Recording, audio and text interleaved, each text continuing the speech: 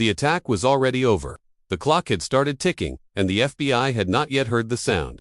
In the J. Edgar Hoover building, the atmosphere was a pressurized mix of exhaustion and adrenaline.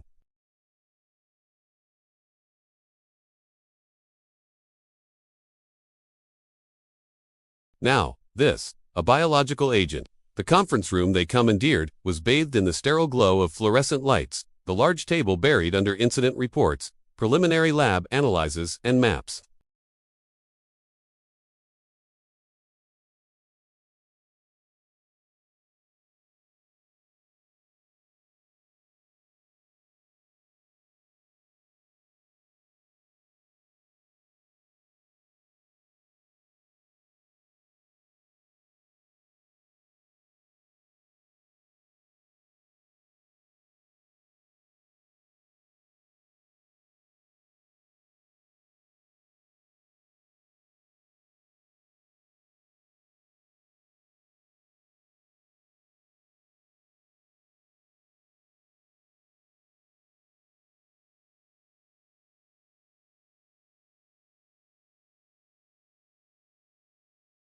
Cutaneous anthrax was one thing. The inhalation variant was a death sentence in over 80% of cases.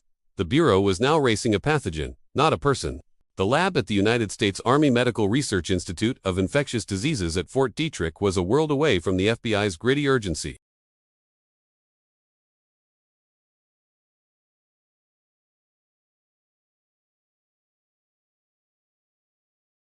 Under electron microscopes, it revealed its secrets. It was the Ames strain, a virulent form of Bacillus anthracis, first isolated from a cow in Texas in 1981. But this was just the Ames strain. It had been processed.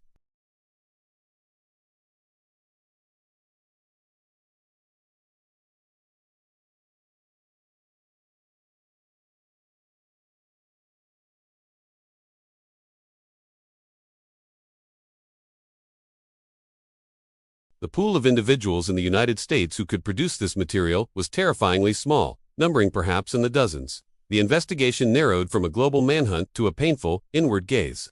They were looking for one of their own, a scientist, an insider. The atmosphere turned claustrophobic. Every hypothesis was a landmine. The task force divided into camps. Some focused on the lone, disgruntled employee theory. Others saw a false flag operation gone wrong, a botched warning meant to look like an external attack.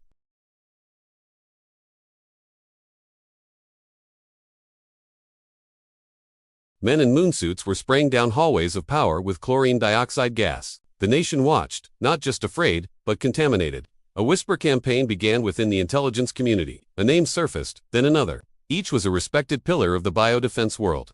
Investigators found themselves in the strange, uncomfortable position of interviewing men who had trained them, who had advised the government on this exact scenario. The interviews were conducted in quiet offices, the tension masked by professional courtesy.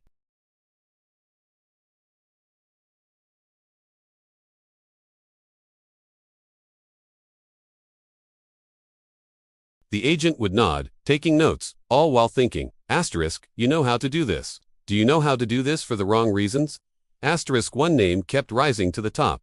Dr. Bruce Ivins, a senior biodefense researcher at USAMRIED at Fort Detrick. He was a central figure in the military's anthrax vaccine program. He had access to the Ames strain. He had the know-how.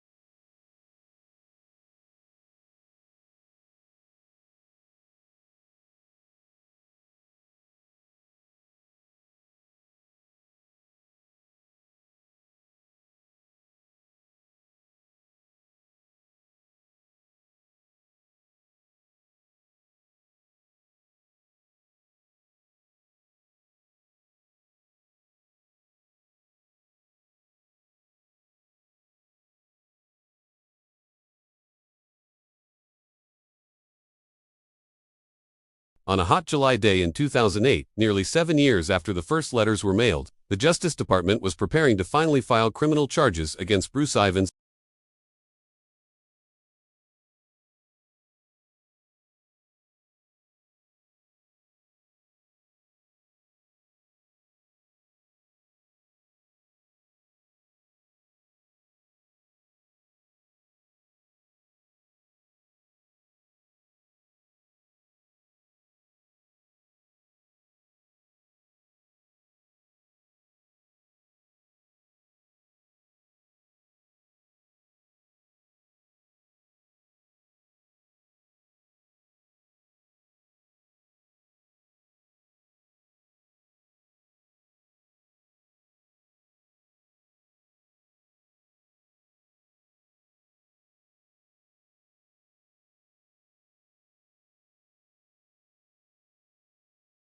The official files were closed, the evidence boxes sealed and sent to archives.